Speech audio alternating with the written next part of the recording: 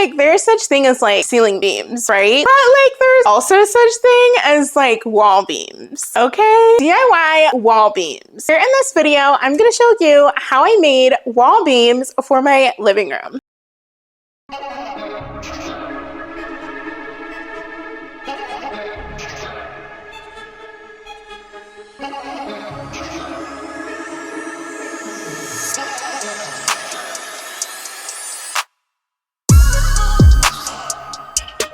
Hey, hello there everyone. Welcome to Brandi Films.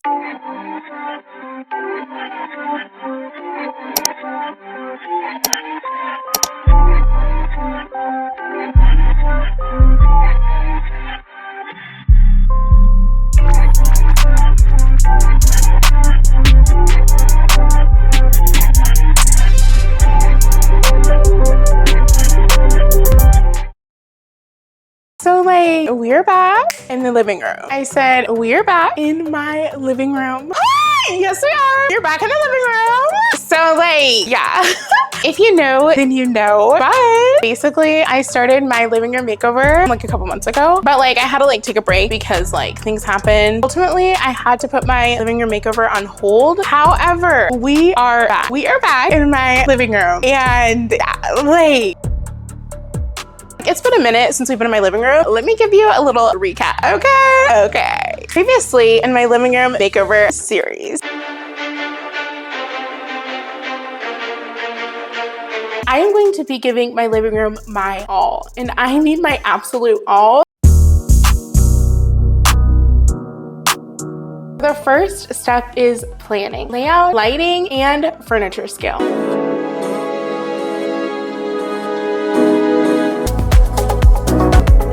Black oak, calm, luxurious, vintage-inspired space. Then I want two over here as far out as I can go along this side of the wall. This will bring out the natural wood texture of the beams.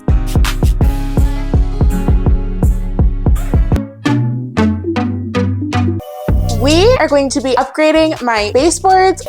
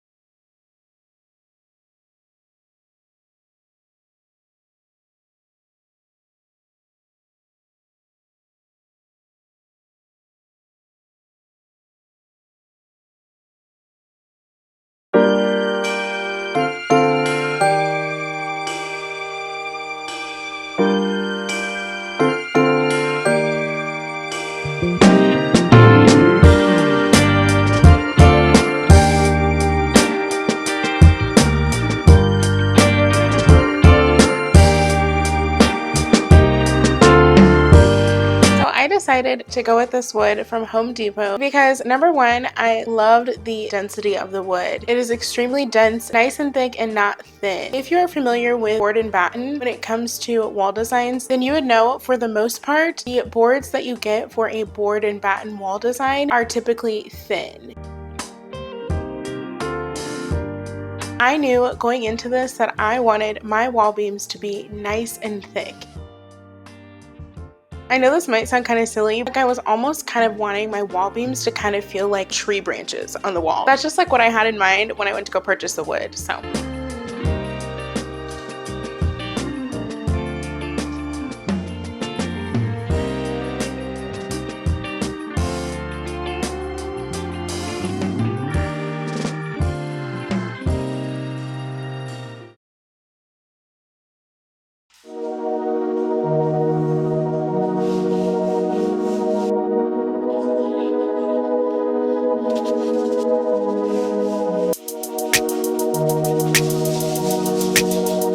wood that I purchased from Home Depot, it was extremely smooth for the most part. I did sand down each piece just a little bit, just in case, you know, it had like a few like, you know, sharp edges so I wouldn't get like splinters and things like that. But for the most part, this wood was extremely smooth. Like I really did very minimal sanding for each piece.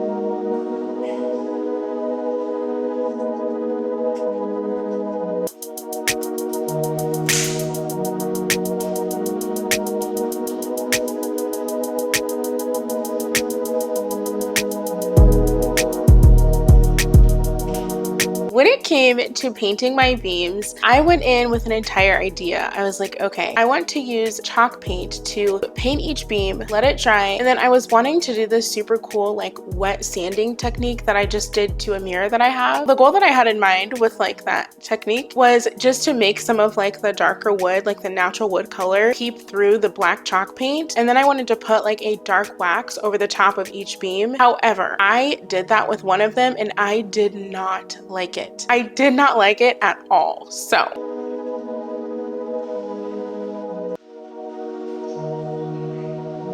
I had this long, drawn out, beautiful plan of how I wanted to do the beams, but I quickly realized how simple this project really needed to be. After making the first wall beam, like putting the chalk paint, wet sanding it, putting the wax on top, after all of that, I hung that wall beam up just as a test, and it was just too much. The black paint distress look was way too much on my wall, and I knew immediately that I needed my wall beams to be solid, all one color. I just decided to paint each of my wall beams the same black color that I used for other parts of my living room.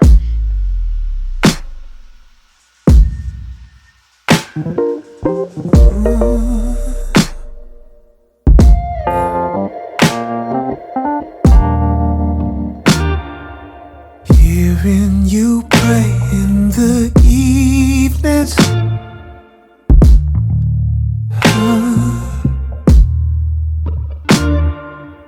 watch you sing in church on a Sunday morning. Yeah, yeah, yeah. Been finding your strength in the waiting. Yeah.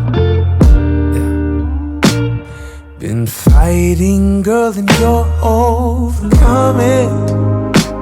You're overcoming. And I'm gonna be by your side through time. And every mountain you climb, and I swear by the moon and the stars in the sky,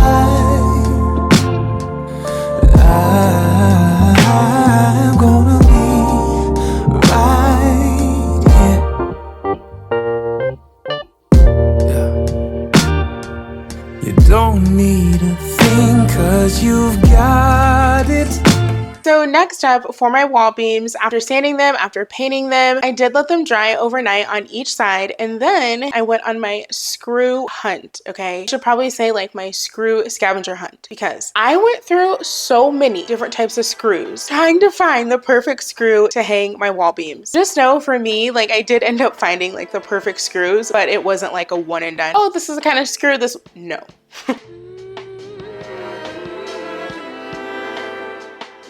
These screws worked perfect because of their length and the way that the end of the screw is shaped. These screws were not too short and they were not too long.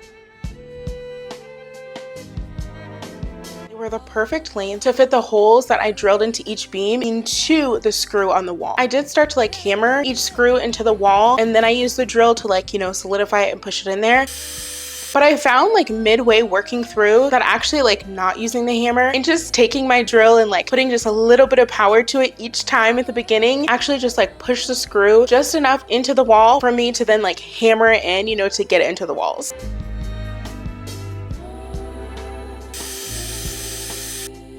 I then just drilled 2 holes into the back of each beam. So now I can easily just remove the beam off of the wall. I can touch the beams up if I want to. I can switch the beams out if I want to. So as you would have seen, I originally drilled the hole at the top of each wall beam. However, I quickly realized that in order for the wall beams to stay sturdy on the wall, I needed to drill 2 holes towards the middle of each wall beam. And that is what I did.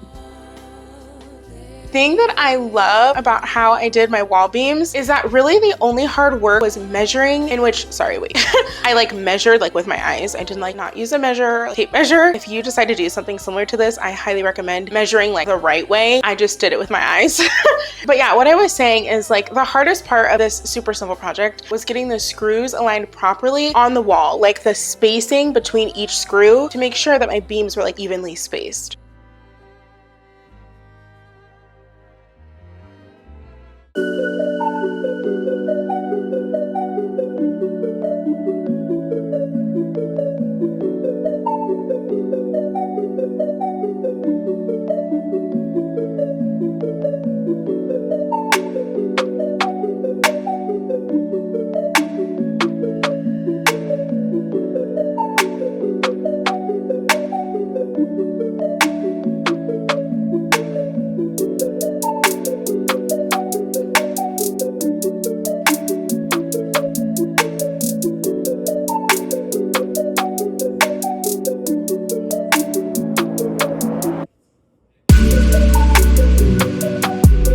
These wood panels were the perfect size, absolutely perfect size. For me and my wall, they were the perfect length. I knew going into this that I did not want my wall beams to go from ceiling to floor, just because I do plan on adding a couple of like coffee tables or like end tables on each side of the wall to go underneath.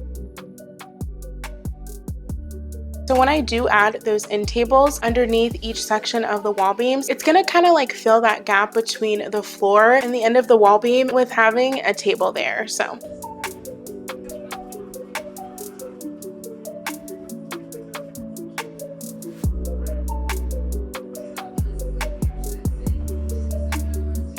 okay, so I'm about to show you my wall beams. I absolutely love them, and just know that the tables and the rugs and the furniture you see in the following clips is not going to stay there. I just threw it over there for right now. So like I said, we will be thrifting some tables for the living room to go underneath each set of wall beams, so you won't want to miss out on those videos. And then also I will be doing something very special to the big open empty space between the wall beams.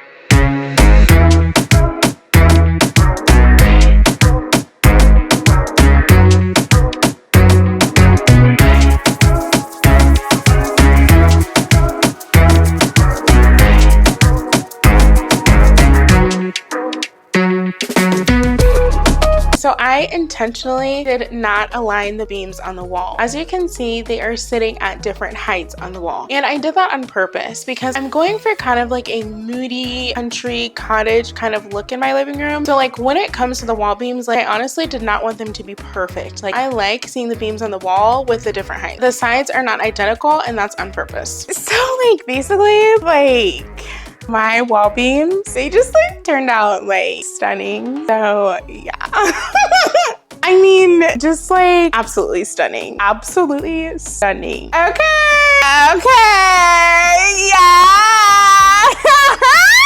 Thank you so much for watching this video, and I will see you in the next one, God willing.